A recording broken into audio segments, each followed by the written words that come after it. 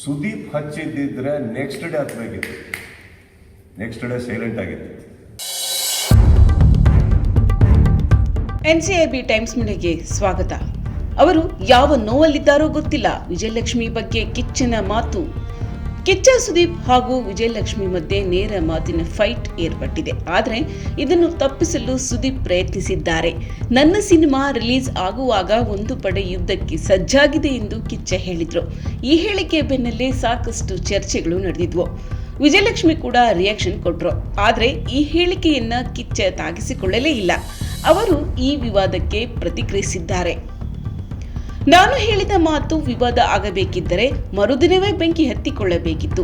ಎಲ್ಲರೂ ಮರುದಿನವೇ ಬಂದು ನೀವು ಯಾಕೆ ಹೀಗೆ ಹೇಳಿದ್ರಿ ಎಂದು ಮೈಕ್ ಹಿಡಿಯಬೇಕಿತ್ತು. ಸುದೀಪ್ ಯಾವಾಗಲೂ ಏಕೆ ಹೀಗೆ ಮಾತನಾಡಿಲ್ಲ, ಈಗ ಹೀಗೇಕೆ ಮಾತನಾಡಿದ್ರಿ ಎಂದು ಕೇಳಬೇಕಿತ್ತು. ಆದರೆ ಹಾಗಾಗಲಿಲ್ಲ.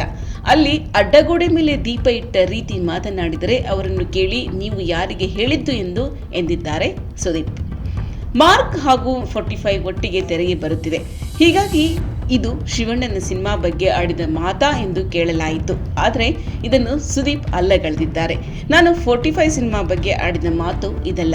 ನಾನು ಮಾತನಾಡಿದ್ದು ಪೈರಸಿ ಬಗ್ಗೆ. ಪೈರಸಿ ಬಗ್ಗೆ ಮಾತನಾಡುವ ಅಧಿಕಾರ ನನಗಿಲ್ವಾ? ಚಿತ್ರರಂಗದಲ್ಲಿ ರಕ್ಷಿತ್, ರಿಷಬ್ ಸೇರಿದಂತೆ ಅನೇಕರಿದ್ದಾರೆ. ಆದರೆ 1 ಗಂಟೆ ಮಾತ್ರ ಹೊಡೆದುಕೊಳ್ಳುತ್ತದೆ, ಅದು ನಾನು ಎಂದು ಸುದೀಪ್. ಕಮಲ್ ಹಾಸನ್ ವಿಷಯ ಬಂದಾಗ ನನಗೆ ಶಿವಣ್ಣ ಪರ ನಿಲ್ಲಬೇಕಿರಲಿಲ್ಲ.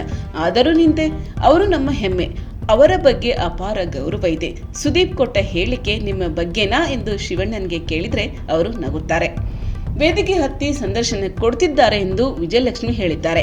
ನನಗೆ ಹೇಳಿದ್ರೆ ನಾನು ಉತ್ತರ ಕೊಡ್ತೀನಿ. ಸಿದ್ದರಾಮಯ್ಯ, DK ಸಾಹೇಬ್ರು ವೇದಿಕೆ ಹತ್ತುತ್ತಿದ್ದಾರೆ. ಅವರಿಗೂ ಹೇಳಿದ್ದು ಇರಬಹುದಲ್ಲ. ಅವರಿಗೆ ಏನು ನೋವಿದೆಯೋ ಗೊತ್ತಿಲ್ಲ. ನನ್ನ ಸಿನಿಮಾ ಕಾಪಾಡಿಕೊಳ್ಳಬೇಕಿದೆ. ಜಿದ್ದಾಜಿದ್ದಿ ಮಾಡ್ತಿಲ್ಲ. ಪೈರಸಿ ಮಾಡೋರನ್ನ ಕರುಣೆ ಇಲ್ಲದೆ ಒಳಗೆ ಹಾಕಿಸುತ್ತೇವೆ ಎಂದಿದ್ದಾರೆ ಕಿಚ್ಚ ಸುದೀಪ್. ಇಂಥ ಹಲವು ವಿಷಯಗಳನ್ನು ತಿಳಿಯಲು NCIB ಟೈಮ್ಸ್ ಮೀಡಿಯಾವನ್ನು ಸಬ್ಸ್ಕ್ರೈಬ್ ಮಾಡಿ, ಬೆಲ್ ಐಕನ್ ಒತ್ತಿ.